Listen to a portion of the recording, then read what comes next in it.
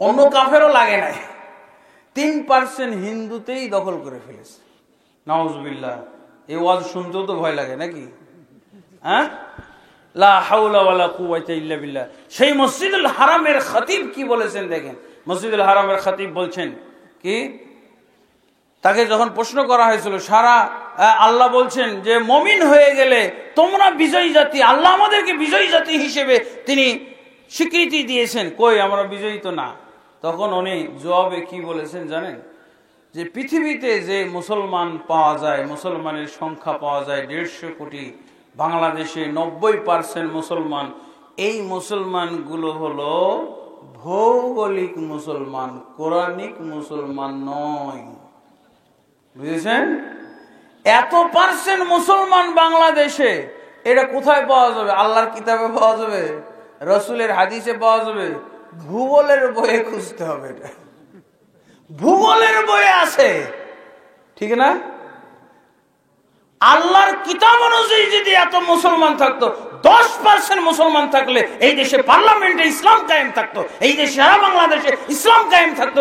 যদি কোরআনিক মুসলমান 10% থাকতো, 3% যদি মুসলমান থাকতো।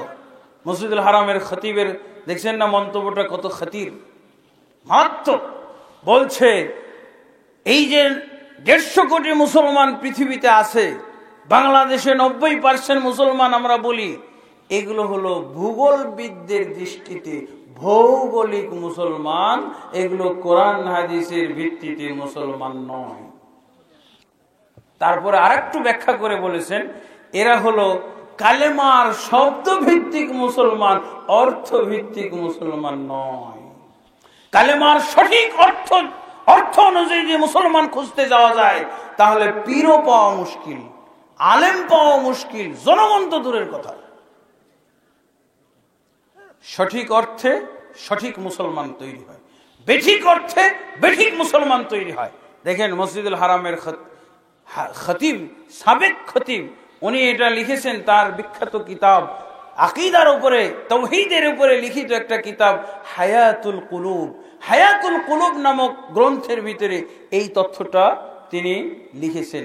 আমার কালেমার মর্ম কথা এই বইয়ের মধ্যে, ভূমিকার মধ্যে ওটা নিয়ে এনেছি সেই তথ্যটা। তাহলে দেখেন, কালেমার সঠিক মুসলমান যদি থাকে, তাহলে না এই সঠিক মুসলমানের প্রভাব দুনিয়াতে পাওয়া যাবে। সঠিক মুসলমান যদি দুনিয়ায় থাকে, তাহলে না, যদি 90% মুসলমান হতো, নাউজুবিল্লাহ, এই দেশে কোরআন, এই দেশে হাদিস সুন্নাহ নীরবে ক্রন্দন করছে। অসম্মান আর অবজ্ঞা আর অবহেলা আর অবমাননায় ভুগতেছে এই 90% মুসলমানের দেশে। আল্লাহর কোরআন, আল্লাহর কিতাব, রসুলের সুন্নাহ, রসুলের হাদিস, রসুলের আদর্শ ক্রন্দন করতেছে নীরবে নিভৃতে। তাকে কেউ যত্ন করার, কেউ খোঁজ খবর নাই, খোঁজ খবর নেওয়ার মতো লোক নেই। বন্ধুগণ, এই তাওহীদ কেন এত গুরুত্বপূর্ণ? তাহলে একটা তো পয়েন্ট বোঝা গেছে যে এই তাওহীদের জন্যই ইবাদতেরও জন্ম হয়েছে। এই তাওহীদ যদি কোনো ইবাদতের ভিতরে না থাকে, তাহলে সেই ইবাদতটা শিরকে রূপান্তরিত হয়ে যায়। এই জন্য ইবাদতের প্রধান নিয়ম হলো, ইবাদতের প্রধান যে পয়েন্টটা দরকার, সেটা হলো তাওহীদ ভিত্তিক হতে হবে। একমাত্র আল্লাহকে রাজি খুশি করার জন্য, একমাত্র আল্লাহ তাবারক ওয়া তাআলাকে সন্তুষ্ট করার জন্য পরকালীন স্বার্থে হইতে হবে ইবাদতটাকে। আর আরেকটা শর্ত হলো, আরেকটা বিষয় থাকতে হবে, সেটা কি? রাসূলুল্লাহ সাল্লাল্লাহু আলাইহি ওয়াসাল্লামের নিয়ম অনুযায়ী হতে হবে। যদি আল্লাহর জন্য ইবাদতটা না হয়, তাওহীদ ভিত্তিক ইবাদত না হয়, তাহলে সেই ইবাদত শিরক হয়ে যায়। আর যেই ইবাদতটা রাসূল সাল্লাল্লাহু আলাইহি ওয়াসাল্লাম যতই তাওহীদ ভিত্তিক হোক, যতই আল্লাহর জন্য হোক, যতই আল্লাহর জন্য নিবেদিত হোক, সেই ইবাদতটা যদি রাসূলুল্লাহ সাল্লাল্লাহু আলাইহি ওয়াসাল্লামের নিয়ম অনুযায়ী না হয়, তাহলে সেই ইবাদতটার নাম হবে বিদআত। বুঝা গেছে? বেদাতের উপরে আলোচনা ডিটেইলস করেছেন, ওই বিষয় আমার না, শুধু পয়েন্টটা ধরিয়ে দিলাম। ইবাদত কি হয়? ইলম ছাড়া ইবাদত করলে ইবাদত বেদাত, ইলম ছাড়া ইবাদত করলে ইবাদত শিরক হয়ে যায়। তাহলে ইবাদত যদি ইবাদত হিসেবে আপনি আল্লাহর কাছে গণ্য করাইতে চান, অবশ্যই তাওহীদ ভিত্তিক হইতে হবে, অবশ্যই সুন্নাহ ভিত্তিক হইতে হবে। বন্ধুগণ, তাওহীদের এত মূল্য, তাওহীদের এত মর্যাদা আরেকটা হাদিস দ্বারা ফুটে ওঠে। আমি বলেছিলাম না, আসমান জমিন পাহাড় পর্বত নদী নালা, আখেরাত দুনিয়া আখেরাত জান্নাত জাহান্নাম সবকিছু তাওহীদের জন্য তৈরি হয়েছে। একটি হাদিস আমি আপনাদের সামনে এই ব্যাপারে তুলে ধরে আমি আমার আলোচনা শেষ করব, কারণ অনেকগুলো প্রশ্ন অপেক্ষা করতেছে জবাবের জন্য। আপনার প্রশ্নের জবাব চান না? জি আলহামদুলিল্লাহ। তাওহীদের গুরুত্বের উপরে শুধু একটা হাদিস। মূসা আলাইহিস সালাতু ওয়াস সালাম একদিন আল্লাহ তাবারক ওয়া তাআলাকে দরখাস্ত করলেন, ইয়া রব্বি আল্লিমনি শাইআন আযকুরুকা বিহি ওয়া আদউকা।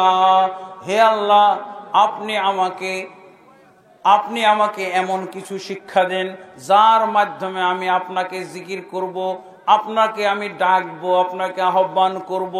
আল্লাহ তাবারক ওয়া তাআলা বললেন, ইয়া মূসা কুল লা ইলাহা ইল্লাল্লাহ। হে মূসা, তুমি বলো লা ইলাহা ইল্লাল্লাহ, আল্লাহ ব্যতীত প্রকৃত কোনো মাবুদ নেই। মূসা আলাইহিস সালাতু ওয়াস সালাম বললেন, ইয়া রব্বি কুল্লু ইবাদিকা ইয়াকুলু হাযা। হে আল্লাহ, তোমার প্রত্যেকটা বান্দাই তো এই কালেমাটা বলে, এই কালেমাটা জানে। ইন্নী উরিদু মিনকা শাইআন তাখুসসুহু।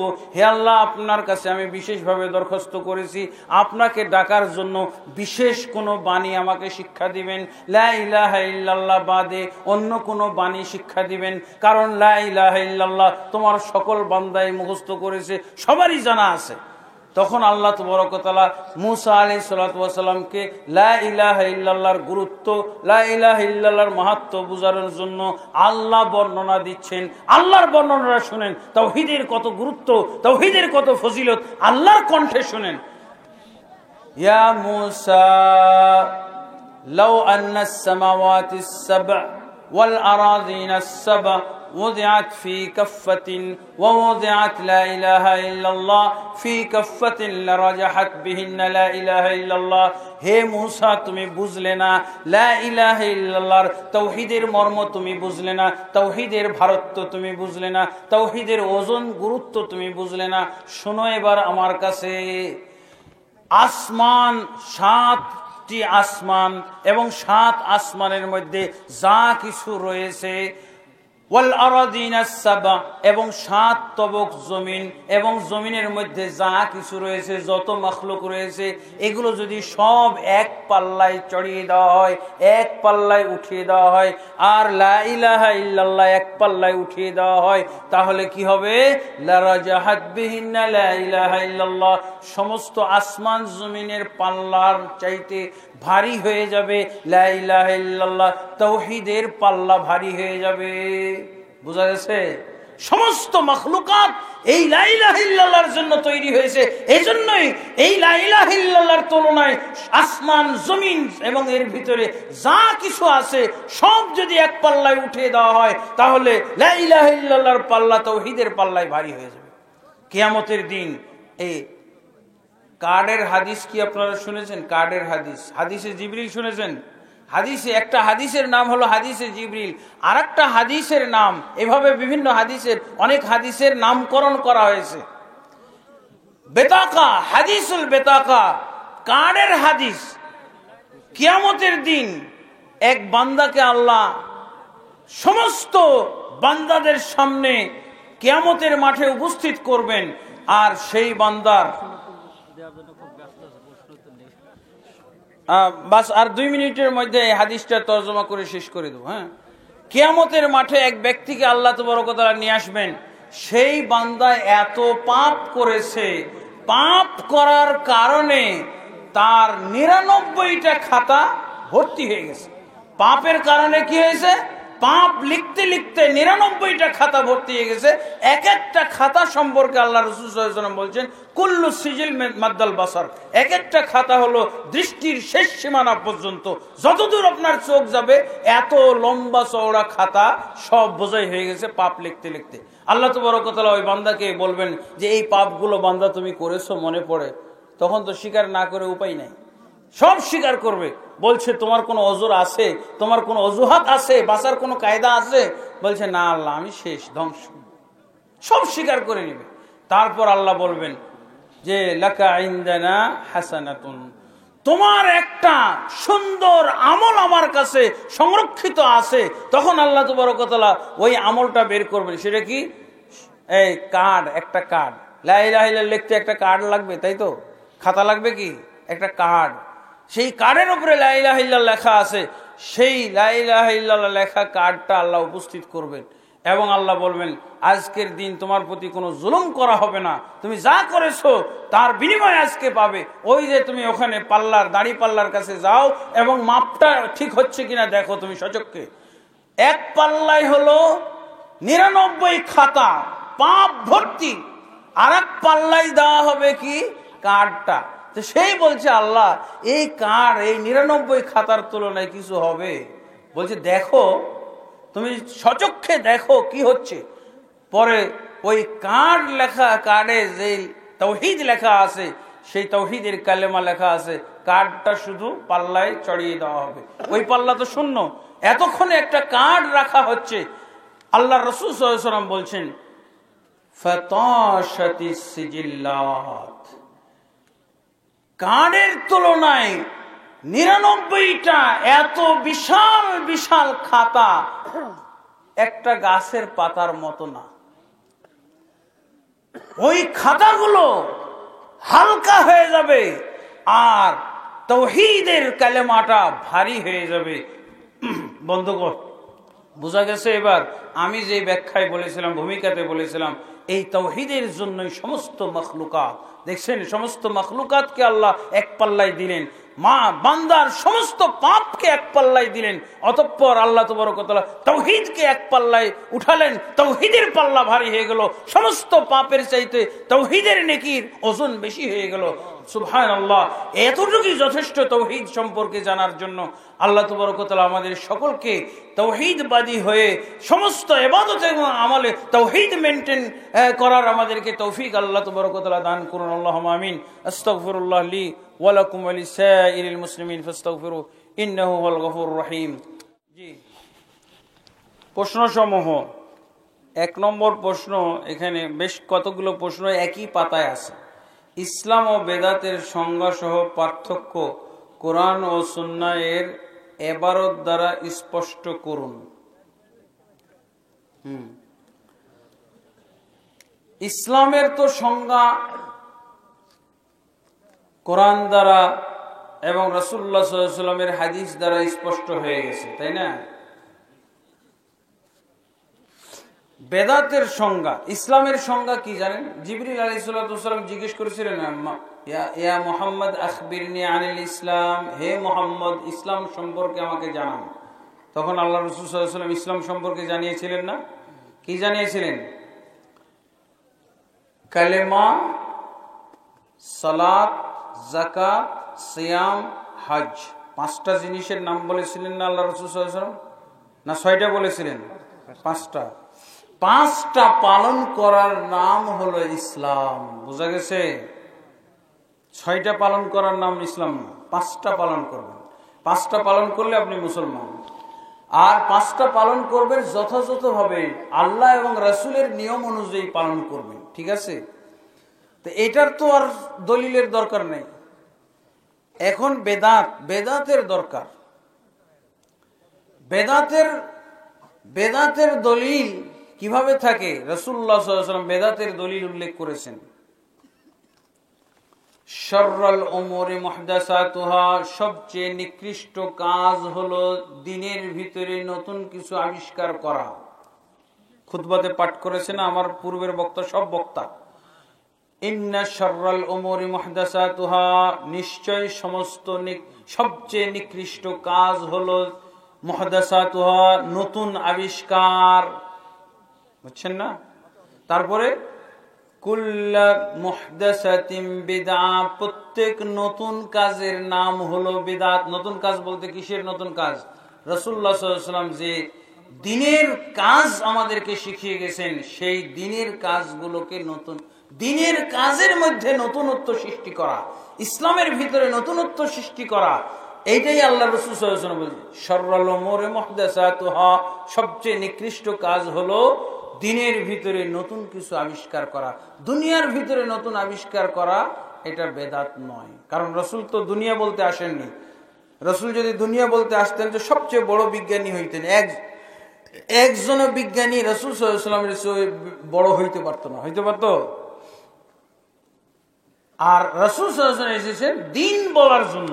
এই জন্য দ্বীনের ক্ষেত্রে সবচেয়ে নিকৃষ্ট কাজ হলো নতুন কিছু আবিষ্কার, আর নতুন কিছু আবিষ্কারের নাম হলো বেদাত। পাওয়া গেছে? আর নতুনত্ব কিভাবে হয় গত বছর আমি বলে গেছিলাম, কমানো, বাড়ানো, রদ বদল করা, তিনটা। কমানো, বাড়ানো আর রদ বদল করা, একটার জায়গায় আরেকটা বলে ফেলা, আরেকটা করে ফেলা, এগুলো কি বুঝে? এটা সহজ কথা, কিন্তু এই সহজ কথাটা কি এই মৌলভী সাহেবের আপনাদেরকে ধরাই দিয়েছে কখনো? এই যে 10 জন মৌলভী এই মাহফিলের বিরুদ্ধে ওয়াজ, মাহফিল ঠেকানোর জন্য যে ষড়যন্ত্র করেছে, এদের কাছে কখনো শুনেছেন? কারণ শুনবেন না, এরাই এই কাজগুলো করে। ইসলামের মধ্যে বাড়ানোর কাজ এদের। এই লোকগুলো হলো ইসলামের মধ্যে বাড়াবাড়িকারী, এবং এই লোকগুলো হলো ইসলামের মধ্যে কমানোর ওস্তাদ। এই লোকগুলো হলো ইসলামের ভিতরে রদ বদল, পরিবর্তনের ওস্তাদেরা। এখানে আপনাদেরকে সেই আল্লাহর ইসলাম বোঝানো হবে, হুজুরের ইসলাম বোঝানো হবে না। এগুলো হলো যখন ইসলামের মধ্যে কোনো কিছু বাড়ানো হয় তখন ওটা আল্লাহর ইসলাম থাকে না, তখন হুজুরের ইসলাম হয়। যখন আল্লাহর ইসলামের মধ্যে কমানো হয় তখন ওটা আল্লাহর ইসলাম নয়, ওটা হুজুরের ইসলাম হয়ে যায়। যখন ওটা এই পরিবর্তন করা হয় তখন ওটা আল্লাহর ইসলাম থাকে না, ওটা রাসূলের ইসলাম থাকে না, ওটা হুজুরের ইসলাম হয়ে যায়। পরিবর্তনটা বুঝেন তো? পরিবর্তন কিভাবে বুঝবেন? রাসূলুল্লাহ সাল্লাল্লাহু আলাইহি ওয়াসাল্লাম সব বলে গেছেন। সাহাবী কি বলেছেন? লা আযীদু আলা হাযা ওয়া লা আনকুসু, হে আল্লাহর রাসূল যা বললেন আমি কমও করব না, বেশিও করব না। আর এই হুজুরদের কাজ হলো কমানো আর বেশি করা। আর সাহাবীদের কাজ, মুসলমানের কাজ হলো আল্লাহ যেভাবে ইসলাম আল-ইয়াউমা আকমালতু লাকুম, দ্বীনকে পরিপূর্ণ করে দিয়েছি। এই ওয়াজ গত বছর করে গেছিলাম না, কতদিন আগে? হ্যাঁ, বোঝা গেছে? দ্বীন পরিপূর্ণ। পরিপূর্ণ অর্থ হলো কোন হুজুরের অধিকার নাই বাড়ানোর, কোন হুজুরের অধিকার নেই, সুযোগ নেই কমানোর, কোন হুজুরের সুযোগ নেই এর ভিতরে কোনো পরিবর্তন ঘটানো। বোঝা গেছে? আলহামদুলিল্লাহ। তারপরে আল্লাহ তাবারক ওয়া তাআলা কোরআনের মধ্যে বেদাত সম্পর্কে তো উল্লেখ করেছেন, মা কুনতু বিদআম মিনার রাসূল, আমি রাসূলের ক্ষেত্রে বেদাতি নয়।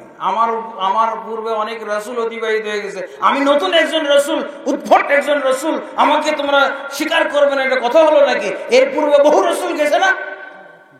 তা আল্লাহ বলছেন যে মা কুনতু বিদআম মিনার রাসূল, আমি রাসূলের ক্ষেত্রে বেদাত নয়, নতুন কোন রাসূল না, আমার পূর্বে বহু রাসূল গেছে। বেদাতের কথা কোরআনেও আছে।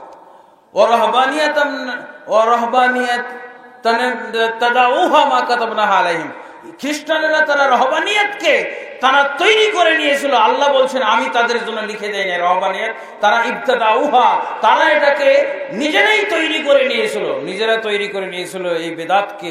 বৈরাগ্যবাদের এই বেদাত তারা নিজেরা তৈরি করেছিল, আল্লাহ তৈরি করে দেয় না। যেটা নিজেরা তৈরি করে না হয় এটাকে বেদাতি কাজ বলা হয়। আল্লাহ নিজেই বলছেন রহবানিয়াতান ইবতাদাউহা মা কাতাবনাহা আলাইহিম, তারা বৈরাগ্যবাদ নিজেরাই বানিয়ে নিয়েছিল, নিজেরাই বানিয়ে নেওয়া আমলকে বলা হয় বেদাত। আল্লাহ বলছেন মা কাতাবনাহা আলাইহিম, আমি তাদের উপরে এটা লিখে দেইনি, এটা তাওরাতে ছিল না, এটা ইনজিলে ছিল না, তারা নিজেরাই এই বৈরাগ্যবাদ তৈরি করে নিয়েছিল। বন্ধুগণ, এরপরে আরো অনেকগুলো প্রশ্ন। হ্যাঁ,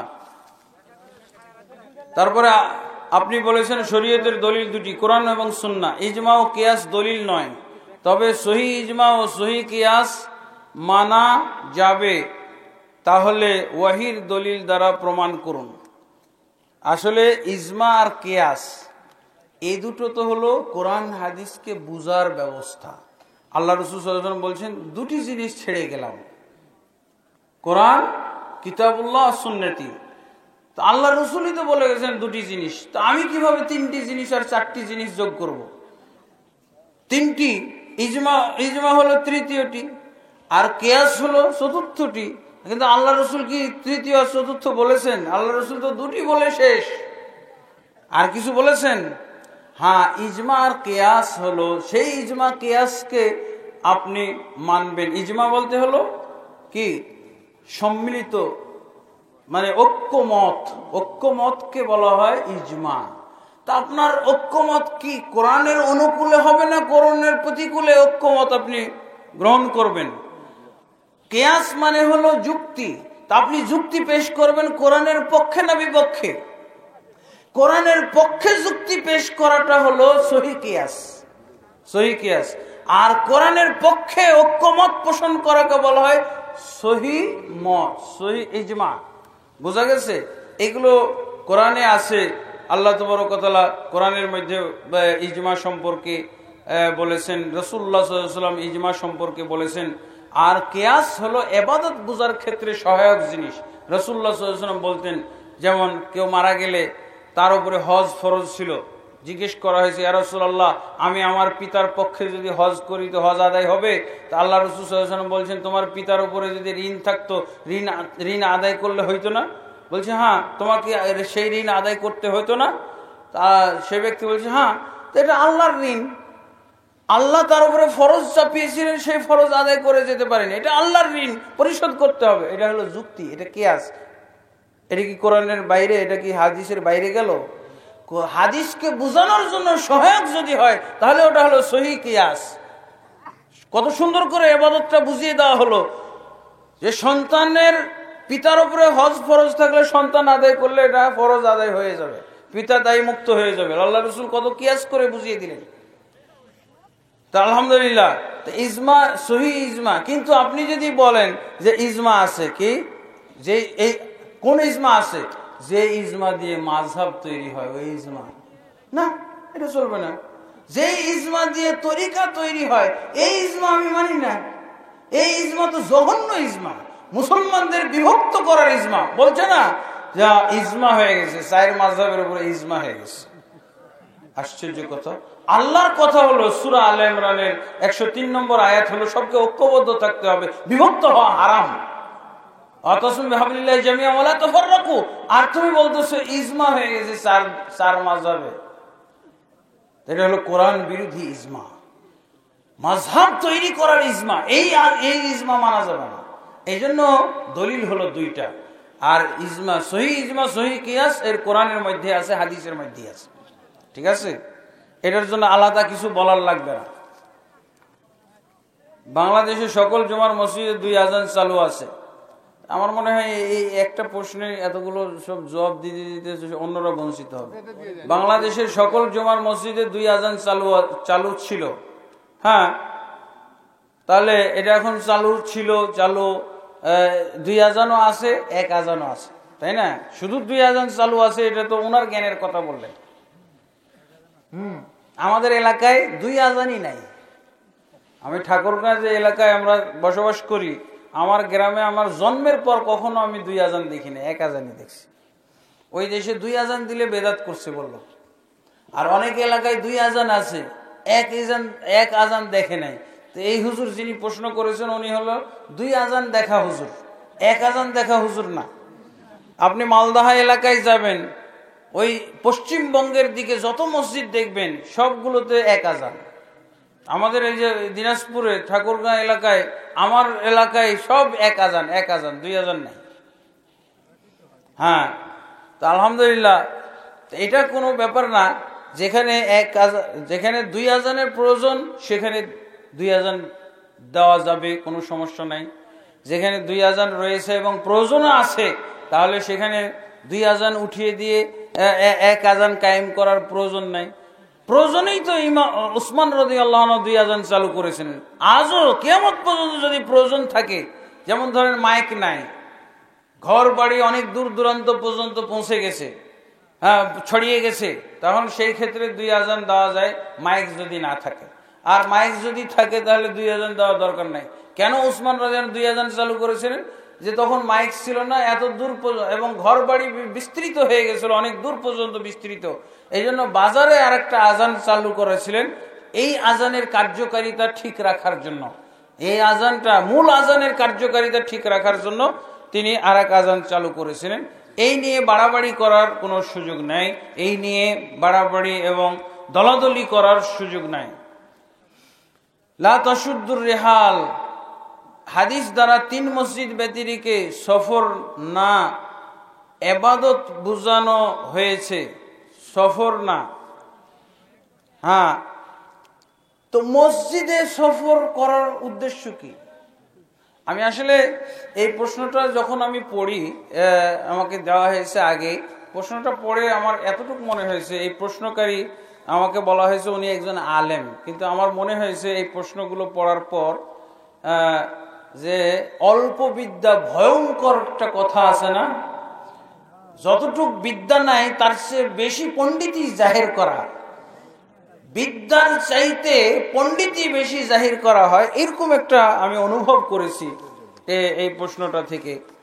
আসলে কতগুলো জিনিস নিজেই বুঝেছে। মসজিদে সফর করা জায়েজ না। মসজিদে মানুষ কেন যায়? মসজিদে এমনি সফর করতে যায়, বিনোদন করতে যায়, তামাশা করতে যায়? মসজিদে যাওয়ার কারণই তো হলো যে সেখানে ইবাদতের জন্যই যাবে। আল্লাহ তোমার অন্য কথা বলেনি, লা তুশাদ্দুর রিহাল ইল্লা ইলা সালাসাতি মাসাজিদ, খবরদার তোমরা বাহন প্রস্তুত করো না, সফর করো না পৃথিবীর 3টি মসজিদ ব্যতীত আর কোথাও। 3টি মসজিদ, তাহলে মসজিদের কথা যখন উল্লেখ করা হয়েছে, তো মসজিদে তো মানুষ কি বলে পিকনিক করতে যায় না, যাই শিক্ষা সফরে যায়। মসজিদে কি জন্য যায়? মসজিদুল হারামে কি জন্য যায় দেখছেন? কখনো বিনোদন করতে গেছে, শিক্ষা সফরে গেছে, পিকনিক করতে গেছে কেউ? মসজিদে নববীতে, মসজিদুল আকসা, কি হুজুর এটা? তো ইবাদতের জন্য, এই জন্য মসজিদের কথা উল্লেখ আছে, এই জন্য ইবাদতের জন্য যাওয়া যায় না।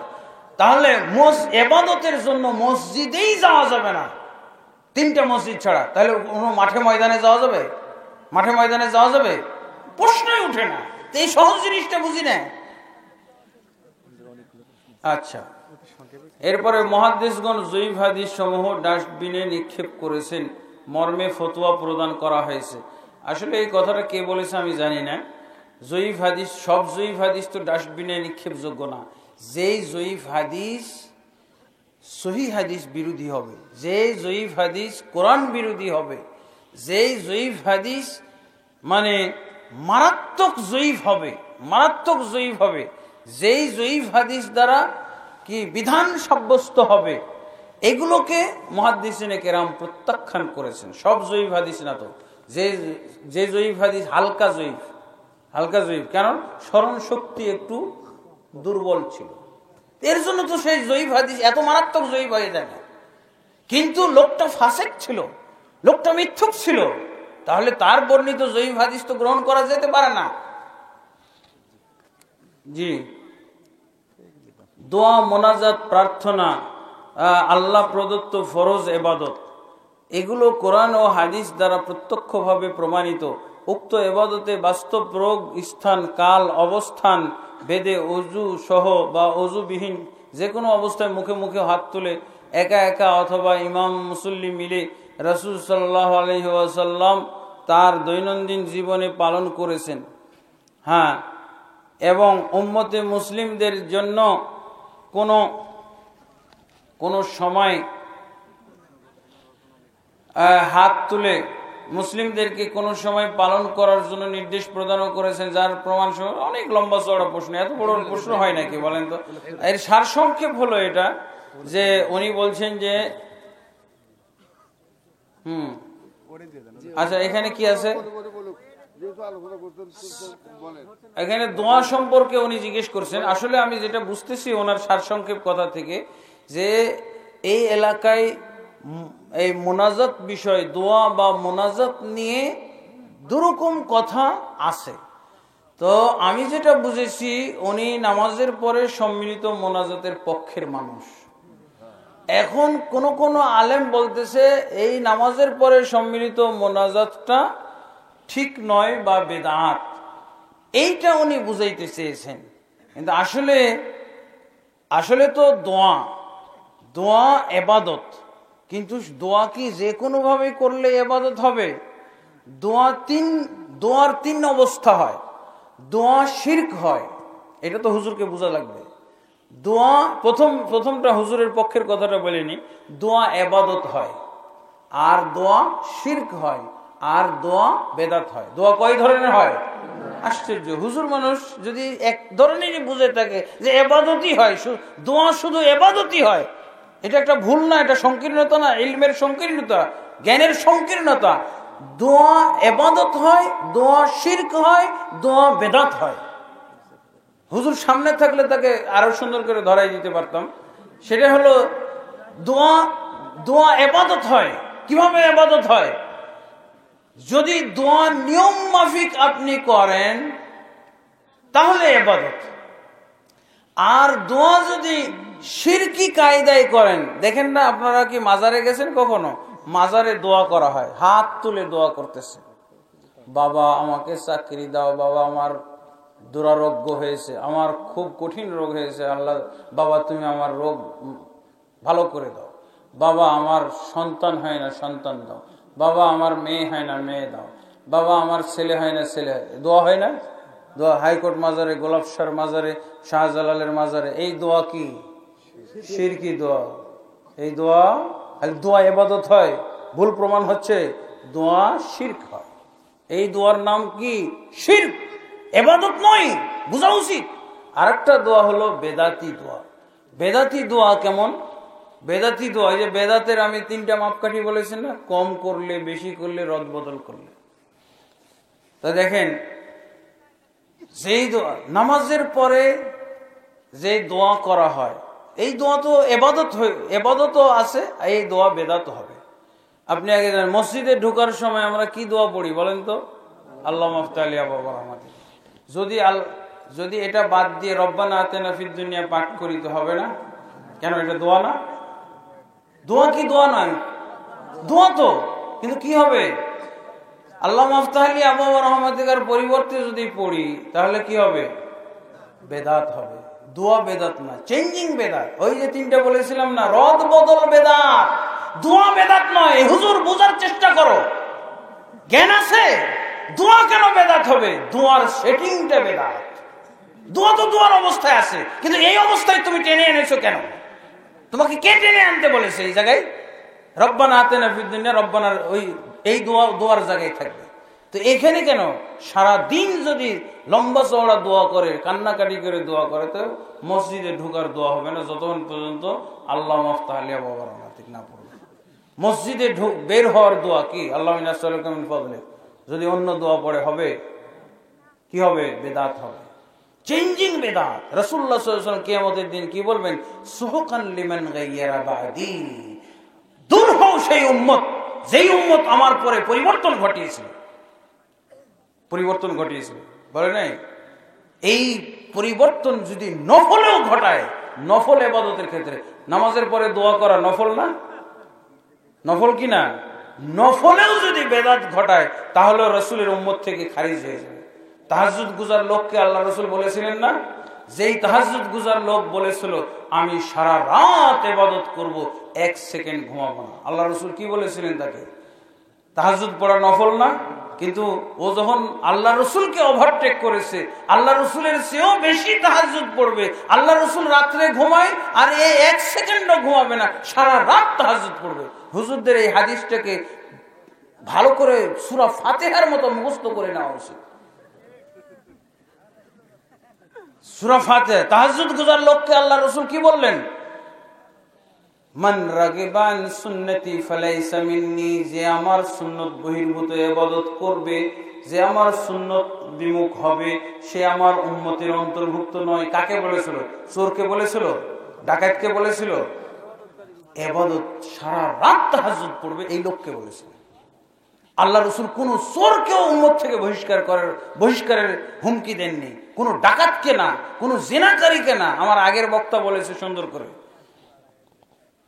ওই হুজুরদেরকে বহিষ্কারের, ওই সাহাবীকেও বহিষ্কারের আল্লাহ রাসূল সাল্লাল্লাহু আলাইহি ওয়াসাল্লাম হুমকি দিয়েছেন উম্মত থেকে, যে নফলে বেদাত করেছে, নফলে বেদাত করেছে। তো এটাও নফল না? নামাজের পরে দোয়া করবেন, এটা নফল। আপনি যদি একটা শব্দ উচ্চারণ না করেন, আসসালামু আলাইকুম রহমতুল্লাহ, আসসালামু আলাইকুম রহমতুল্লাহ, তারপরে হাঁটা দিলেন, বাড়ি চলে গেলেন, একটাও গুনাহ হবে না। নেকি হওয়ার কথা ছিল, দোয়াগুলো পাঠ করলে দোয়া হবে না। হ্যাঁ, কোনটা করলে আপনার নেকি হবে? যদি আল্লাহর রাসূল সাল্লাল্লাহু আলাইহি ওয়াসাল্লাম যেই দোয়াগুলো পড়েছেন এই দোয়াগুলো যদি পড়েন তাহলে নেকি হবে। আর যদি রব্বানা আতিনা ফিদ দুনিয়া রব্বানা যালামনা আনফুসানা রব্বিরহামহুমা কামা রাব্বায়ানি সগীরা, তাহলে উম্মত থেকে বহিষ্কৃত হইতে হবে। যে ব্যক্তি মুখটা বন্ধ করে চলে গেল ওই ব্যক্তি সৌভাগ্যবান, যে ব্যক্তি মুনাজাত করলো সেই ব্যক্তির চেয়ে। এই ব্যক্তি ধরা পড়ে গেল, এই ব্যক্তি উম্মত থেকে বহিষ্কারের কাজ করে ফেললো, আর ওই ব্যক্তি নেকি থেকে বঞ্চিত হলো, আর এই উম্মত থেকে বহিষ্কার হলো যে দোয়া করলো। দোয়া করলে নবী যেভাবে করেছেন ওইভাবে করতে হবে। আল্লাহ রসুল একাকি করেছেন, আপনিও একাকি করবেন। আল্লাহ রসুল এই দোয়ার চার্ট ফলো করেছেন। আজকার আছে না দোয়ার চার্ট একটা? হ্যাঁ, সব মসজিদে মসজিদে, সৌদি আরব, মক্কা, মদিনার সব মসজিদে পাওয়া যায় এই দোয়ার চার্টটা। ফরজ নামাজের পরে কি দোয়া পড়বেন? আল্লাহ আস্তাগফিরুল্লাহ আস্তাগফিরুল্লাহ আস্তাগফিরুল্লাহ আল্লাহুম্মা আনতাস সালাম ওয়া মিনকাস সালাম তাবারাকতা ইয়া যাল জালালি ওয়াল ইকরাম লা ইলাহা ইল্লাল্লাহু ওয়াহদাহু লা শারীকা লাহু। যারা এগুলো মুখস্থ করেছে প্রায় 30টার উপরে দোয়া আছে, বুঝেছেন? এই দোয়াগুলো কতটি মুখস্থ করে নিলে একেবারে এই যে আঞ্চলিক মোনাজাত, হুজুরি মোনাজাত, এগুলো বন্ধ হয়ে যাবে।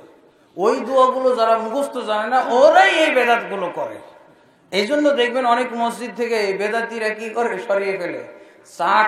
চারটা আপনি ঝুলাইছেন, সকালবেলা দেখবেন নিয়ে চলে গেছে, ওই বেদাতি হুজুর নিয়ে চলে গেছে, চুরি করে নিয়ে চলে যায় ওই চাট।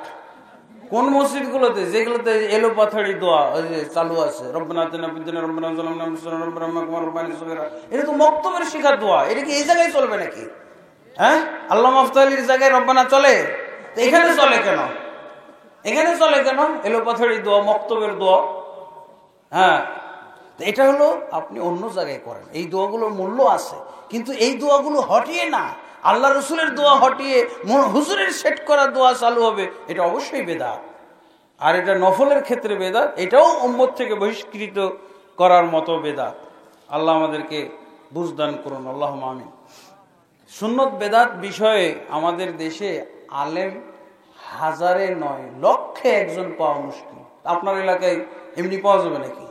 আমি তো এক জায়গায় চ্যালেঞ্জ করছিলাম, এই যে চ্যালেঞ্জ না, বাস্তবে দিনাজপুরে 600 আলেম আসছে। কি জন্য? এই বাস্তবতাটা বলতে হয়। আমি পেপারগুলো নিয়ে আসিনি, এই সাথে পেপার পত্রিকায় আসছিল, বুঝেছেন? মজার ঘটনা। 600 আলেম একত্র হয়েছে মোনাজাত বিষয়ে ফায়সালা করার জন্য। মোনাজাত বিষয়ে ফায়সালা করবে। ঢাকার থেকে আমাকেও দাওয়াত করা হয়েছে। রানীর বন্দর বাজারে, পুরান বাজারে এই মাহফিলটা হয়েছিল। হ্যাঁ, তো আমি 600 আলেমের মধ্যে বললাম, আমি কতগুলো কিতাব নিয়ে এসেছিলাম সুন্নাত এবং বেদাত।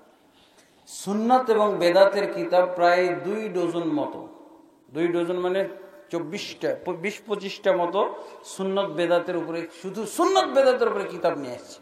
ফায়সালা যেহেতু হবে তো কিতাবগুলো আনি। তা আমি বললাম যে এই যে দেখেন, যেহেতু মোনাজাতটা সুন্নাত না বেদাত, এইটা আজকে ফায়সালা হবে। তা আমি জানতে চাই, 600 আলেম দাওয়াত করা হয়েছে, যে আমার এই টেবিলের উপরে প্রায় সুন্নত বেদাতের 20 থেকে 25 খানা কিতাব আছে।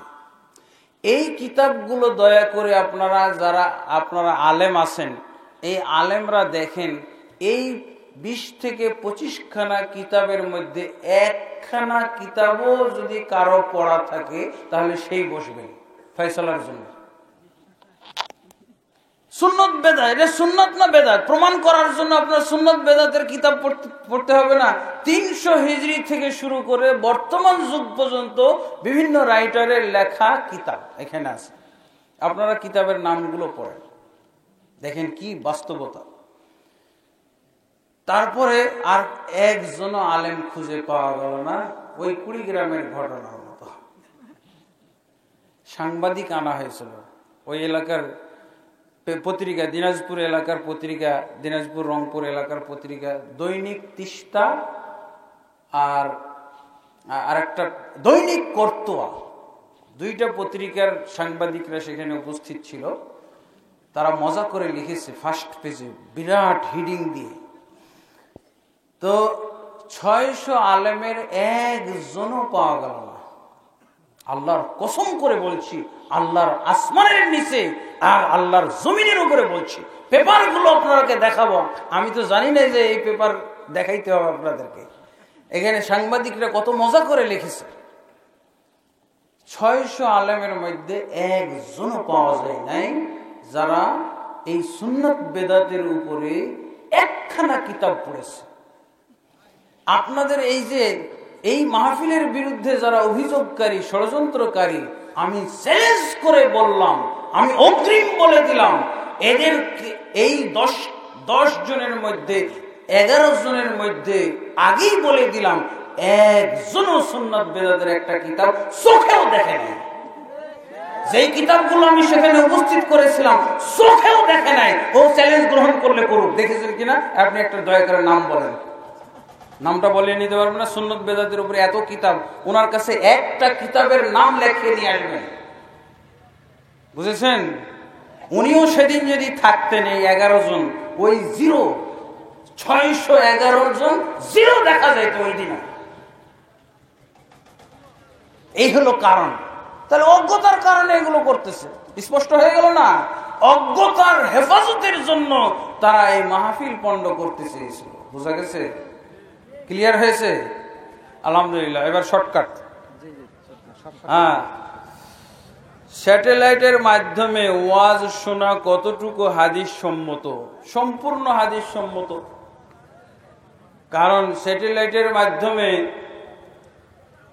যদি ইসলামের প্রচার প্রসার ঘটানো সম্ভব হয়, একসাথে আপনারা কতজন শুনতেছেন? হয়তো 1000 2000, আর এই স্যাটেলাইটের মাধ্যমে 1 লাখ 2 লাখ লোক দেখে। 1 লাখ 2 লাখ যদি লোক শুনে, তো 2000-এর চাইতে 2 লক্ষ লোককে শোনানোটা ভালো না? তারপরে ওরা গান প্রচার করে, ওরা নাটক, সিনেমা, ওরা নাচ, এগুলো দেখায়, নোংরা নোংরা প্রোগ্রাম দেখায়। সেটা কি হুজুর জায়েজ মনে করে? ওগুলোর বিপরীতে যদি আমরা সুন্দর প্রোগ্রামগুলো মানুষের কাছে পৌঁছে দেয়, তো এটা কি হুজুরের পছন্দ হয় না? হুজুর কি তাহলে ইবলিসের পক্ষ অবলম্বন করলো নাকি? ইবলিস চায় যে শুধু অশ্লীলতা প্রচার হোক, ভালো কিছু প্রচার না হোক। আর হুজুরও যদি এই কথাই বলে তাহলে তো মুশকিল হয়ে গেল। নাউজুবিল্লাহ। হ্যাঁ, কবরের উপর বাড়ি করা যাবে কি? না, অবশ্যই করা যাবে না। কবরের উপরে বাড়ি করা হারাম। কবরে দাঁড়ানো, কবরে বসা, কবরের দিকে মুখ করে সালাত পড়া, এগুলো সব হারাম। ঈদাইনের খুতবা একটি নাকি 2টি হওয়া শরীয়ত সম্মত। কোরআন ও হাদিস থেকে দলিল দিয়ে বাধিত করবেন। ঈদাইনের হাদিস যেটা সহি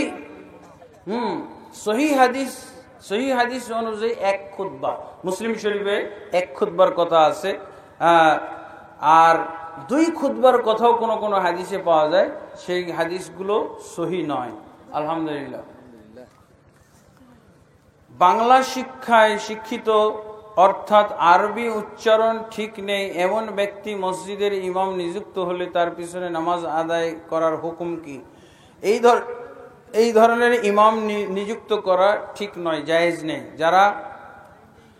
যারা সহিশুদ্ধভাবে কোরআন তেলাওয়াত করে, কোরআনের জ্ঞান আছে, এদের এরকম ইমামকেই নিয়োগ দেওয়া উচিত। যদি আপনাদের এলাকায় এরকম ইমাম না থাকে, অশুদ্ধ তেলাওয়াতের ইমামই যদি পাওয়া যায়, তাহলে তাকেই নিয়োগ দেওয়া যেতে পারে এবং তার ইক্তেদা করা জায়েজ আছে, কোনো সমস্যা নেই। মহিলারা পাজামা ছাড়া অর্থাৎ ছায়া পরিধান করে নামাজ আদায় করতে পারবে কি? এই ব্যাপারে বিস্তারিত জানালে উপকৃত হব। কোনো সমস্যা নাই যদি ছায়া কি বলে পায়ের গোড়ালি বা মাটি পর্যন্ত পৌঁছে যায়, সেটা ঝুলিয়ে পড়ে, এতে কোনো সমস্যা নাই। ফরজ নামাজ আদায়ের ক্ষেত্রে মহিলাদের জন্য একামত আছে কি? এই ব্যাপারে বিস্তারিত জানালে উপকৃত হব। অবশ্যই ফরজ নামাজের ক্ষেত্রে মহিলারাও একামত দিবে, এমনকি আজানও দিতে পারে যদি তাদের মহল ভিন্ন হয়। মহিলা মহল, যেমন সৌদি আরবে মহিলা মাদ্রাসা আছে, ওখানে আর কোনো পুরুষের কোনো পাত্তাই পাওয়া যাবে না। তো সেই ক্ষেত্রে তারা আজান দিয়ে একামত দিয়ে সালাত পড়তে পারে, কোনো সমস্যা নেই। আয়েশা রাদিয়াল্লাহু আনহা থেকে সহিহ সূত্রে পাওয়া যায় যে তিনি আজানও দিতেন, একামতও দিতেন। মসজিদে ঢোকার পরে 2 রাকাত দখলুল মসজিদ বলে 2 রাকাত নামাজ পড়া কি মসজিদে ঢোকার পরে 2 রাকাত দাখলুল মসজিদ বলে 2 রাকাত নামাজ পড়া কি বেদাত? বুঝিয়ে দিন। কেন রে ভাই, এটা বেদাত কেন হবে? এটা তো সুন্নত, একটা অত্যন্ত গুরুত্বপূর্ণ সুন্নত। রাসূলুল্লাহ সাল্লাল্লাহু আলাইহি ওয়াসাল্লাম খুব কড়াকড়ি করে বলেছেন, খবরদার কোনো ব্যক্তি মসজিদে ঢোকার পর যেন 2 রাকাত নামাজ না পড়ে না বসে। এরকম কড়াকড়ি ভাবে আল্লাহ রসুল আদেশ দিয়েছেন। সেখানে আপনি বলতেছেন যে বেদাত।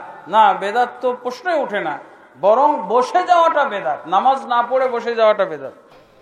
হযরত মুহাম্মদ সাল্লাল্লাহু আলাইহি ওয়াসাল্লাম মেরাজে গিয়ে দেখলেন অধিকাংশ নারীরা জাহান্নামী। তার কারণ কি? কোন কোন কারণে নারীরা জাহান্নামে যায়? ওখানে রাসূলুল্লাহ সাল্লাল্লাহু আলাইহি ওয়াসাল্লাম যেটা উল্লেখ করেছেন সেটা হলো ইয়াকফুরনাল আশিরা, স্বামীদের যে সমস্ত নিয়ামত তারা ভক্ষণ করে, স্বামীদের যে সমস্ত কি বলে সদাচরণ, সেগুলো তারা অল্পতেই অস্বীকার করে ফেলে। একটু যদি তার মনের বিরূপ হয়ে যায় তাহলে বলো, তোমার কাছে আমি এই সংসারে আসার পর কখনো শান্তি পাই নাই। এই যে সারা জীবনের সব নিয়ামত গুলো তো অস্বীকার করে ফেলে। এইটাই হলো আর এটাই হলো প্রধানত উল্লেখ করা হয়েছে। তারপরে সালাত ত্যাগকারী এবং অন্যান্য বিষয় তো আছে, এটা সবার ক্ষেত্রে প্রযোজ্য। আমরা 5 ওয়াক্ত সালাত আদায় করি এবং পর্দা করি, আমাদের পিতামাতা সালাত আদায় করে না এবং পর্দাও করে না, এই ক্ষেত্রে আমাদের করণীয় কি? আপনাদের করণীয় তাদেরকে দাওয়াত দিতে থাকা। আপনাদের দাওয়াত যদি না শুনে তাহলে অন্য কোনো ব্যক্তির মাধ্যমে তাদেরকে বোঝানো। আপনি ছেলে, আপনি মেয়ে, এই জন্য আপনার কথা শুনছে না, আপনি আরেকজন আলেমকে দাওয়াত করে তাদেরকে বোঝানোর চেষ্টা করবেন এবং তাদের জন্য দোয়া করতে থাকবেন, আল্লাহ আমার পিতা মাতাকে হেদায়েত দান করো, তাদেরকে সালাতমুখী করো। এইভাবে দোয়া করবেন, আল্লাহ আপনার দোয়া কবুল করতে পারেন ইনশাআল্লাহ। মেয়েদের সালাতের হুকুম কি? মেয়েরা কি ইমামতি করতে পারবে? মেয়েদের সালাতের হুকুম মানে পুরুষদের মতোই, যখন বালেগ হয়ে যাবে তাদের প্রতি 5 ওয়াক্ত সালাত আদায় করা ফরজ। ওই মাসিক পিরিয়ডের দিনগুলোর বাদ দিয়ে তারা নিয়মিত 5 ওয়াক্ত সালাত নবী সাল্লাল্লাহু আলাইহি ওয়াসাল্লামের তরিকায় আদায় করবে। এবং মহিলারা যখন মহিলা যখন নামাজ পড়বে তখন একাকী নামাজ না পড়ে জামাত সহকারে পড়াটা উত্তম। সেই ক্ষেত্রে তারাও জামাতের সওয়াব পেয়ে যাবে 25 কিংবা 27 গুণ। আলহামদুলিল্লাহ। মেয়েদের জামাতে সালাত পড়া নিষিদ্ধ নয়, যারা বলে তারা হারাম কথা বলে, ভুল ফতোয়া দিয়ে থাকে। আরেকটা প্রশ্ন, আকিকার হুকুম কি? আকিকা যারা সামর্থ্যবান তাদের জন্য হলো ওয়াজিব, যাদের সামর্থ্য নেই তাদের দিতে হবে না। আমাদের সমাজে বিবাহের দিনে পিতা মাতা আকিকা করে থাকেন, এটা কি শরীয়ত সম্মত? না, এটাকে এই নিয়মটা বেঁধে নেওয়া এটা ঠিক নয়। বিয়ের দিন আকিকা দেওয়া এটা ঠিক না। সামর্থ্য থাকলে 7 দিনে, 14 দিনে, 21 দিনে অবশ্যই দিতে হবে। জি, এরপরে যদি অন্য কোনো সময় সামর্থ্য হয় তখনও দিতে পারে, কোনো সমস্যা নেই। হযরত মুহাম্মদ সাল্লাল্লাহু আলাইহি ওয়াসাল্লামের পিতা ও মাতার সম্পর্কে কোরআন ও হাদিসে স্পষ্ট কোনো কথা আছে কি? তারা জান্নাতি না জাহান্নামী? হ্যাঁ, স্পষ্ট কথা আছে। মুসলিম শরীফের জানায়েজ সালাতুল জানাজার অধ্যায়ের মধ্যে পাওয়া যায়, আল্লাহ রাসূল সাল্লাল্লাহু আলাইহি ওয়াসাল্লাম তার মা এবং তার পিতা উভয় সম্পর্কে বলে দিয়েছেন তারা জাহান্নামী। রাসূলুল্লাহ সাল্লাল্লাহু আলাইহি ওয়াসাল্লাম নিজে এটা প্রচার করে গেছেন। রাসূলুল্লাহ সাল্লাল্লাহু আলাইহি ওয়াসাল্লাম এক হাদিসে বলছেন, আমি আমার মায়ের কবরের কাছে গেলাম, কবরের কাছে গিয়ে আল্লাহর কাছে অনুমতি চাইলাম, আল্লাহ আমার মায়ের জন্য ইস্তেগফার করব। তো আল্লাহ নিষেধ করে দিলেন, না, তোমার মায়ের জন্য তুমি ইস্তেগফার করতে পারবে না, দোয়া করতে পারবে। আল্লাহ রাসূল সাল্লাল্লাহু আলাইহি ওয়াসাল্লাম বললেন, এরপরে আমি আল্লাহর কাছে অনুমতি চাইলাম যে আল্লাহ দোয়া করবো না, মুখ বন্ধ রাখবো, শুধু কবরটা দেখবো।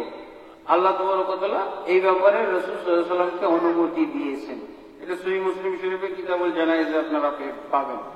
আল্লাহ রাসূল সাল্লাল্লাহু আলাইহি ওয়াসাল্লাম তার পিতা সম্পর্কে নিজে বলেছেন, এটাও মুসলিম শরীফের কিতাবুল জানায়েজের মধ্যে আছে। 2টা হাদিস একই অধ্যায়ের মধ্যে। আল্লাহ রাসূল সাল্লাল্লাহু আলাইহি ওয়াসাল্লাম এক ব্যক্তিকে প্রশ্নের জবাবে বলেছিলেন যে তোমার পিতা জাহান্নামী। তো লোকটা মন খারাপ করে চলে গেছে, জিজ্ঞেস করেছিল, ইয়া রাসূলুল্লাহ, আমার পিতা জাহিলি যুগে মারা গেছে, আমার পিতা জান্নাতি না জাহান্নামী, একটু বলতে পারেন? আল্লাহ রাসূল সাল্লাল্লাহু আলাইহি ওয়াসাল্লাম বললেন যে তোমার পিতা জাহান্নামী। এই কথাটা শুনে লোকটা বেজার হয়ে চলে যাচ্ছিল। কোন কোন বর্ণনায় পাওয়া যায় এই লোকের নাম ছিল সাহাবী হুযায়ফা রাদিয়াল্লাহু আনহু। আল্লাহ রাসূল সাল্লাল্লাহু আলাইহি ওয়াসাল্লাম দেখলেন যে বেচারা মনে খুব কষ্ট পেয়েছে, দুঃখ ভারাক্রান্ত হৃদয় নিয়ে চলে যাচ্ছে। আল্লাহ রাসূল তাকে ডাকলেন, এই শোনো শোনো শোনো, আমার পিতা তোমার পিতা উভয় জাহান্নামী। তুমি তোমার পিতার কথা শুনে তোমার পিতার ব্যাপারে প্রশ্ন করেছো, আমি জবাব দিয়েছি, তাহলে তোমার মন খারাপ হয়েছে। কিন্তু আমার পিতার সম্পর্ক শুনো, তোমার পিতা যেই জাহান্নামে, জাহান্নাম আমার পিতা জাহান্নাম। এটা তো আল্লাহর কাছে তো পার্সিয়ালিটি নেই। নূহ নবীর সন্তানকে নূহ নবীর সামনে আল্লাহ ঢুকিয়ে মেরেছেন, মারেননি? হ্যাঁ, তো পিতা হলেই কিন্তু পুত্র রক্ষা পেয়ে যাবে, এটা তো হইতে পারবে। এটা আল্লাহ তাহলে পার্সিয়ালিটি করলেন না? না, প্রত্যেককে তার নিজের আমল দিয়ে বাঁচতে হবে। কোন ইমাম যদি অসুস্থতার কারণে অথবা অন্য কোনো কারণে সঠিকভাবে রুকু সিজদা করতে না পারেন, তাহলে তার পিছনে সালাত আদায় করা যাবে কি না? হ্যাঁ, অবশ্যই তার পিছনে সালাত আদায় করতে হবে। তিনি যদি চেয়ারে বসে সালাত আদায় করেন তাহলে আমরা হয়তো দাঁড়িয়েই আদায় করব। কিন্তু উনি যদি মেঝেতে বসে মুসল্লাতে বসে বসে সালাত আদায় করেন, সেই ক্ষেত্রে মুক্তাদিরাও তার অনুসরণে বসে বসে সালাত আদায় করবে। এটা হলো নিয়ম। অসুস্থ ইমামের পিছনে সালাত পড়া জায়েজ আছে, তবে মুক্তাদিরাও ইমাম যদি বসে বসে পড়েন তাহলে মুক্তাদিরাও বসে বসে পড়বে। থুতনির নিচে দাড়ি রেখে গালের থুতনির নিচে দাড়ি রেখে গালের দুপাশের দাড়ি কামানো যাবে কিনা? না, দুপাশে যেটা দাড়ি গজায় এগুলোকে দাড়ির অন্তর্ভুক্ত গণ্য করা হয়, এগুলো কাটা যাবে না। হ্যাঁ, এগুলো অবশ্যই দাড়ির অন্তর্ভুক্ত। জি, জানাজার সালাত না পড়ে থাকলে কেবলমাত্র কবরে মাটি দেওয়ার জন্য ওযু করা জরুরি কি? না, মাটি দেওয়ার জন্য ওযু করা জরুরি না, শুধু জানাজার সালাতের জন্য ওযু জরুরি। মসজিদের এরিয়ার মধ্যে কবর দেওয়া যাবে কি না? না, মসজিদের এরিয়ার মধ্যে কোনো কবর দেওয়া জায়েজ নেই, কারণ এটা মসজিদের মধ্যে কবর দেওয়ারই অন্তর্ভুক্ত। কারণ মসজিদের জায়গা না, মসজিদে সম্প্রসারণ হইতে পারে, মসজিদ বাড়তে পারে, তাই না? তখন এই কবর কোথায় যাবে? বিবাহের পূর্বে ছেলে মেয়েকে এবং মেয়ে ছেলেকে আংটি পরাতে পারবে কি? এটা ইসলামে কোনো বিধান নয়, এটা বিজাতীয় একটা সংস্কৃতি। এটা মুসলমানদের ভিতরে কথার মাধ্যমে ফয়সালা করে ফেলা, এগুলো মানে নিয়ম। মুসলমানের কথাই তো হলো যথেষ্ট। আর এরকম ভাবে এঙ্গেজমেন্ট, এটা মুসলমান বা ইসলামের সংস্কৃতি নয়, এটা বিজাতীয় অন্য ধর্মের সংস্কৃতি। এটার মাধ্যমে এঙ্গেজ করা এটা ঠিক নয়। মোটামুটি শরীয়তের ভিত্তিতে একজন আর একজনকে পছন্দ করে ডেট তারিখ ধার্য করে বিবাহ দিয়ে দেওয়াই হলো নিয়ম। আযান দেওয়ার জন্য কানে হাত দিতে হবে এমন কোন শর্ত আছে কি না? না, এটা শর্ত নয়। কানে হাত না দিয়েও আযান দিলে সমস্যা নেই। দাঁত পরিষ্কারের ক্ষেত্রে প্রচলিত পেস্ট ব্রাশ ব্যবহার করে মেসওয়াক করার নেকি পাওয়া যাবে কি? জি, অবশ্যই পাওয়া যাবে, কারণ এটা মেসওয়াকেরই স্থলাভিষিক্ত। পরিবারের অভাব দেখা গেলে স্ত্রী তার মোহরের টাকা স্বামীকে দিতে পারবে কি? হ্যাঁ, অবশ্যই দিতে পারবে, কোনো সমস্যা নেই। স্ত্রী স্বামীকে দান করতে পারে, এমনকি যাকাতেরও টাকা দিতে পারে, সেই যাকাতের টাকা আবার স্ত্রীকে খাওয়াবে, কোনো সমস্যা নেই। কিন্তু চেষ্টা করা উচিত, মানে স্বামীর উচিত যাতে মোহরের টাকা না খেতে হয়। যদি অসুস্থতার কারণে খেতে হয় তাহলে সেটা ভিন্ন কথা, কিন্তু অলসতার কারণে আয় ইনকাম থেকে বিরত থাকার কারণে যদি খেতে হয় এটা কিন্তু দুঃখজনক। কাউকে সম্মানের ক্ষেত্রে পীর বলা যাবে কি? যেহেতু পীর পরিভাষাটা আমাদের দেশে বেদাতের ক্ষেত্রে ব্যবহার হচ্ছে এবং বেদাত জন্ম দেওয়ার একটা গোষ্ঠী এই দেশে পীর নামে পরিচিত, এই জন্য পীর শব্দটা বর্জন করা উচিত। শিক্ষকের ক্ষেত্রে শিক্ষকই বলবো বা ওস্তাদ বলবো, পীর বলবো না। পীরটা হলো বেদাতের একটা প্রতীক হয়ে গেছে আজকাল। হ্যাঁ, এরা বেদাত ছাড়া অন্য কিছু আর প্রচার করছে, এরকম আমরা দেখছি না। আপনি নিমগাছি জলসায় বলেছিলেন মেহরাব দেওয়া জায়েজ যুক্তি দিয়েছেন, কিন্তু দলিল দেন নাই, সঠিক দলিল চাই। আলহামদুলিল্লাহ, এখানে তো যুক্তিরই ব্যাপার আছে, কারণ রাসূলুল্লাহ সাল্লাল্লাহু আলাইহি ওয়াসাল্লাম যতদিন পর্যন্ত বেঁচে ছিলেন ততদিন পর্যন্ত আল্লাহ রাসূল সাল্লাল্লাহু আলাইহি ওয়াসাল্লামের মসজিদ ওই খেজুরের গাছের খুঁটি, খেজুরের গাছের পাতার চাল, বেড়া, এগুলোই ছিল। পরিবর্তন তো ইট বা পাথর দিয়ে এরকম পাকা মসজিদের রাসূল সাল্লাল্লাহু আলাইহি ওয়াসাল্লামের মৃত্যুর পরেই হলো, তাই না? এটা যুক্তি ছাড়া দলিল হবে কি করে, তাই না? এগুলোর তো বাস্তবতা, এগুলো বাস্তবতা, এগুলো দলিল। আল্লাহ রাসূল সাল্লাল্লাহু আলাইহি ওয়াসাল্লাম কি ইবাদতের জায়গার মধ্যে পরিবর্তন করা, এটা আপনার ব্যাপার, আপনি যেরকম করেন ইবাদতে পরিবর্তন করা যাবে, এটা বেদাত। কিন্তু ইবাদতের জায়গা, ইবাদতের যন্ত্র, এর মধ্যে কোনো সমস্যা নাই, এটা বুঝেছেন? আমার আল্লাহ রাসূল সাল্লাল্লাহু আলাইহি ওয়াসাল্লামের মসজিদ তো আমরা চেঞ্জ করেছি, করি নাই? বেড়ার মসজিদ ছিল, খুঁটির মসজিদ ছিল, খেজুরের পাতার মসজিদ ছিল, সেই মসজিদ ইটের হয়েছে, সেই মসজিদ পাথরের হয়েছে। তো সেই মসজিদের সাইজ বেড়ে গেছে। আল্লাহ রাসূল সাল্লাল্লাহু আলাইহি ওয়াসাল্লাম যেই মসজিদে গেছেন সেই মসজিদের চেয়ে এখন 100 গুণেরও বেশি বেড়ে গেছে, বড় হয়েছে। এই পরিবর্তনের সাথে সাথে মেহরাবও এসেছে, ঠিক আছে? এটার দলিল পাওয়া যাবে না, এটার জন্য আপনি কি পাবেন? যুক্তি পাবেন, এর উপকারিতা দেখবেন। এটাকে বলা হয় মাসালেহে মুরসালা। মুসলমানদের স্বার্থ রক্ষা, কি কাজ করলে তাদের স্বার্থ, ইসলামী স্বার্থ, মসজিদের স্বার্থ রক্ষা হয়, সেইটার দিকে লক্ষ্য করে আপনি বলবেন। এই জন্য সৌদি আরবের আলেমরা ফতোয়া দিতে গিয়ে বলেছেন যে কিছু জিনিসকে যারা অল্প বিদ্যার অধিকারী, যারা সুন্নাহ সম্পর্কে পরিপক্ক এবং পরিপূর্ণ জ্ঞান রাখে না, তারা কিছু জিনিসকে বেদাত বলে থাকে, অথচ সেটা বেদাত নয়। এর তালিকা দিতে যে তারা বলেছেন যে মেহরাবের বিষয়টা, সৌদি আরবের আলেমরা বলছে মেহরাবের বিষয়টা অনেকে এটাকে বেদাত ধারণা করে, মূলত এটা বেদাত নয়। শায়েখ আমাদের এলাকায় প্রত্যেককে জালসাতে দানকারী ব্যক্তিদের নাম পোস্টারে উল্লেখ করতে হয়, তা উল্লেখ না করলে দান করতে চায় না। উক্ত দান গ্রহণযোগ্যতা কতটুকু? আসলে এটা ঠিক নয়। আপনি যদি সত্যিকার অর্থে আল্লাহকে রাজি খুশি করার জন্য সওয়াবের উদ্দেশ্যে দান করে থাকেন, তাহলে যত গোপন রাখা যায় তত এই দানটার সুফল নিশ্চিত হয়। এই দানের আপনি ফলাফল নিশ্চিত ভাবে পাবেন যত গোপন রাখতে পারেন।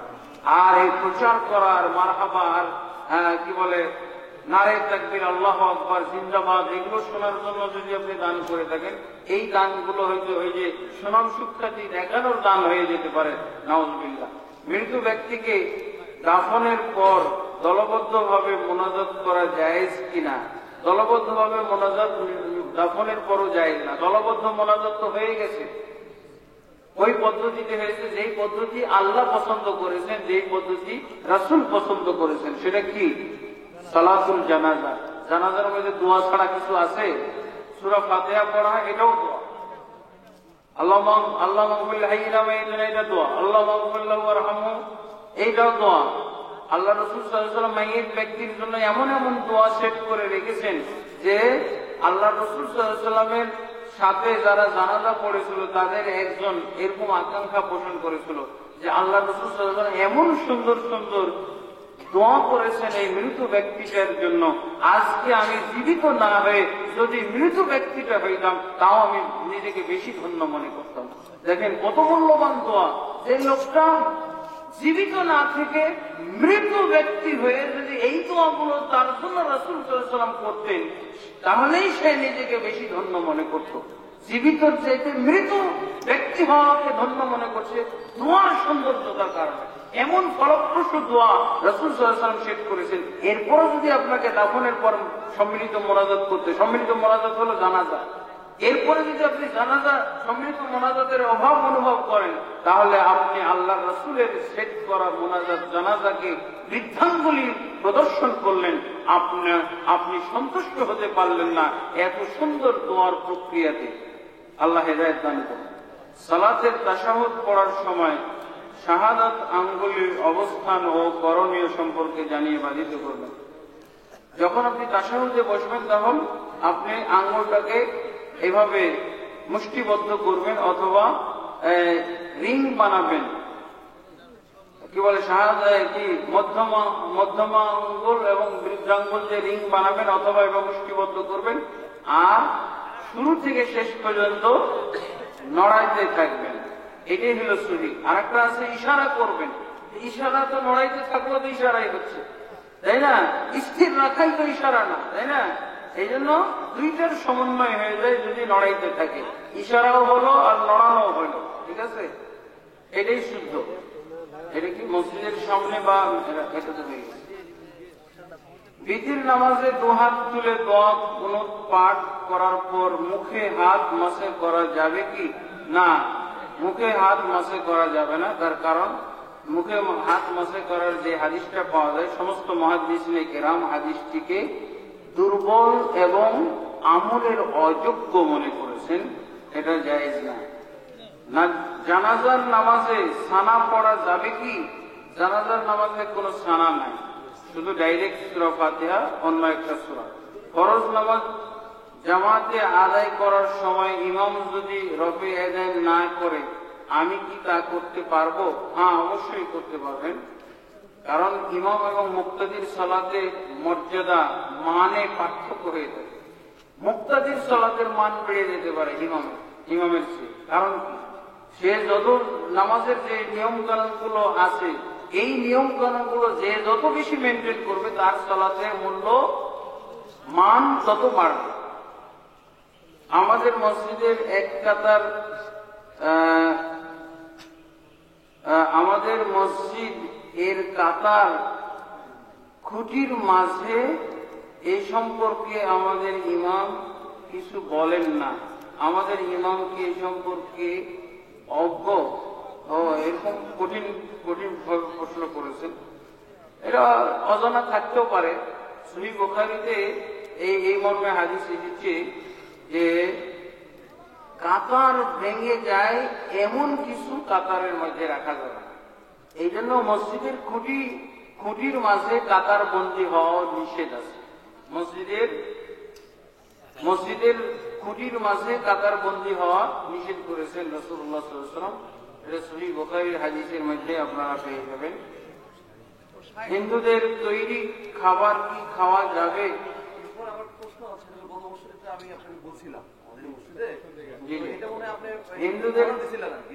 হিন্দুদের কাতার মসজিদের খুঁটি বিভাগে আচ্ছা, মসজিদের কাতারের ক্ষেত্রে কেউ কেউ এটা বলেছেন যদি মুসল্লিদের সংকলন না হয়, মুসল্লি সংকলন না হলে তাহলে সেই ক্ষেত্রে কাতারের মাঝে যদি নিরুপায় হয়ে বাধ্য হয়ে কেউ কাতারের খুঁটির মাঝে কাতারবদ্ধ হয় তাহলে সেটা জায়েজ আছে। কিন্তু মসজিদে মুসল্লি সংকলন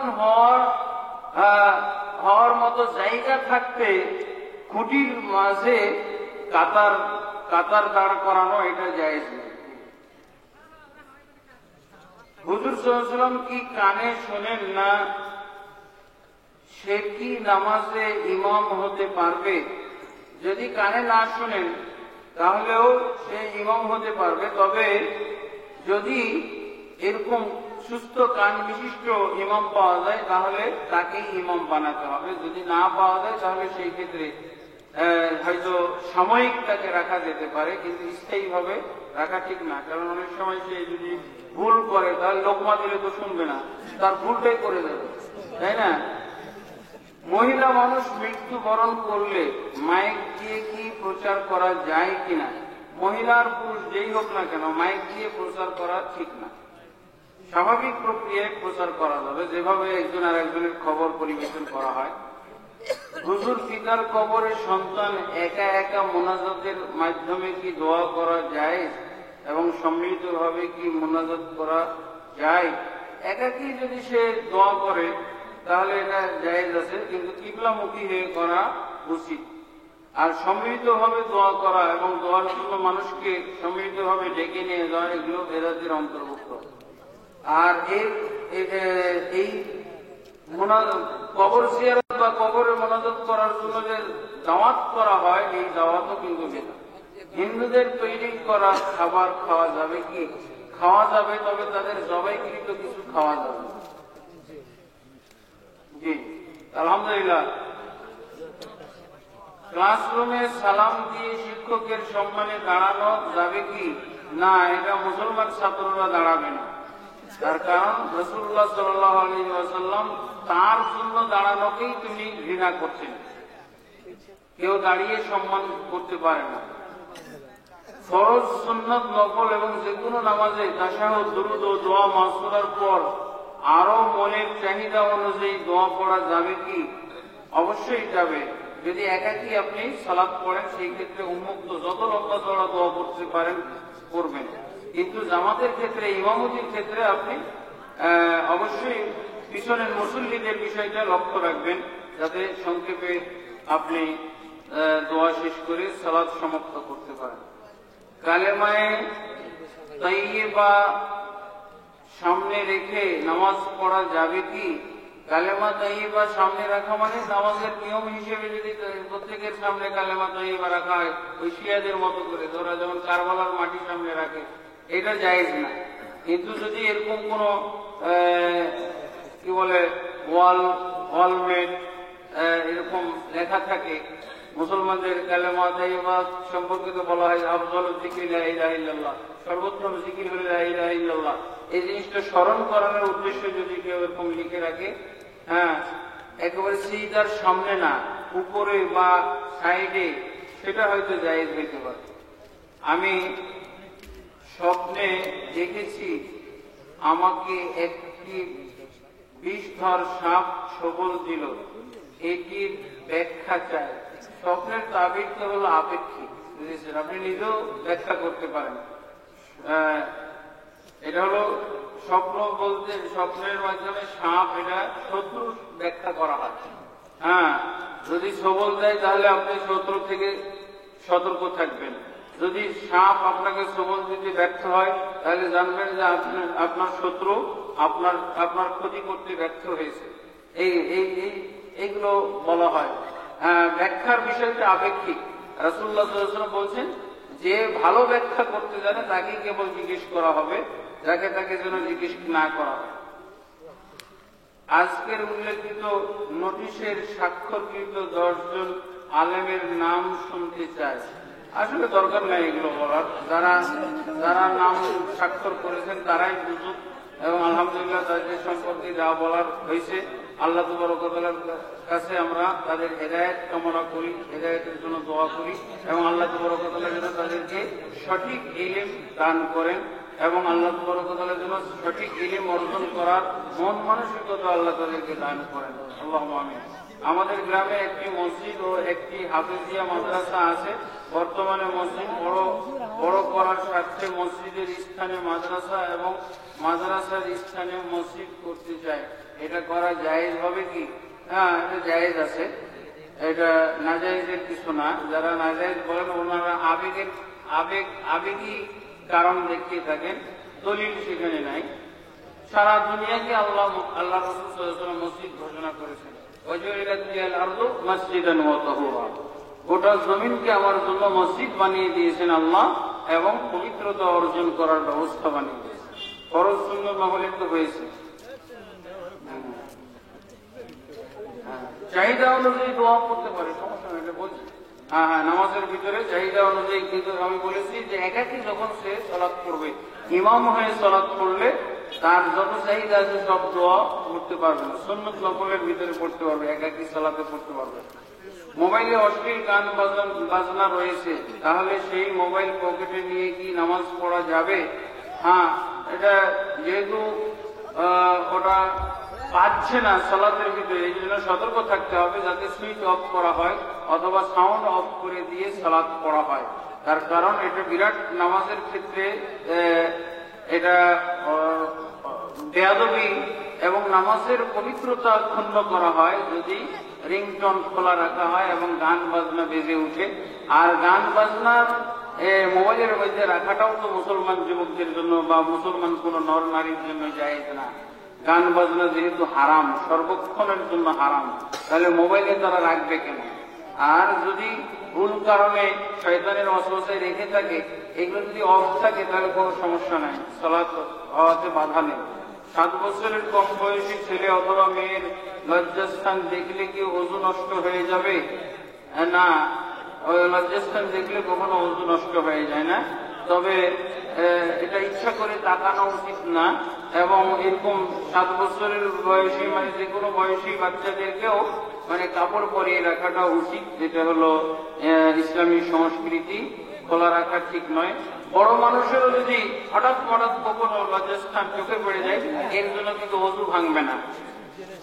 আসতেই তো আছে, বন্ধ রাখেন, আর প্রশ্ন নেওয়া যাবে না। মুসা আলাইহিস সালামের জামানায় বানু ইসরাঈলরা যে শিরক করেছিল, তাদের একে অপরকে হত্যা করার মাধ্যমে ক্ষমা করে দেওয়া হয়েছে। এখনকার জামানায় শিরক করলে তার ক্ষমা পাওয়ার উপায় কি? অবশ্যই যে শিরক করলে এবং কুফরি কাজ করলে এর জন্য তওবা করতে হবে, আস্তাগফিরুল্লাহাল্লাযী লা ইলাহা ইল্লা হুয়াল হাইয়ুল কাইয়্যুম ওয়া আতুবু ইলাইহি, এবং কালেমা বেশি বেশি কালেমা জিকির করবে। আলহামদুলিল্লাহ।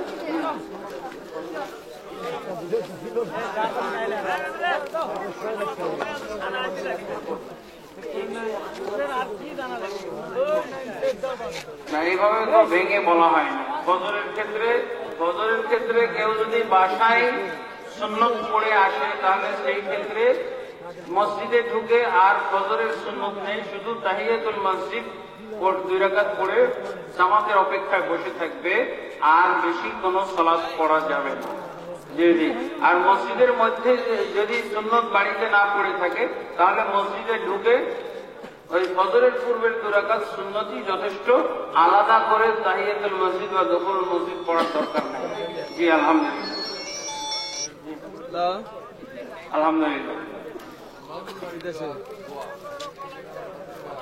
হ্যাঁ,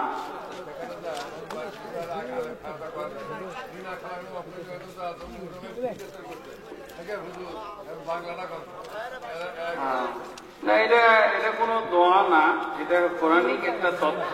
আল্লাহ তাবারক ওয়া তাআলা কোরআনের আয়াতে বলছেন মানব জাতির সৃষ্টি রহস্য সম্পর্কে, যে আল্লাহ বলছেন মানুষ তোমাদেরকে আমি সৃষ্টি করেছি এই মাটি থেকে, এই মাটিতে তোমাদেরকে আবার ফিরিয়ে দেবো, এই মাটির থেকে আবার তোমাদেরকে উঠাবো। এটা কোনো দোয়াই না, এটা একটা সৃষ্টি রহস্য, এটা তথ্য, দোয়া না। হ্যাঁ, এটা আপনারা শুধু বিসমিল্লাহ বলবেন, বাস, আর কোন, এটাই তো এতগুলো দেখছেন।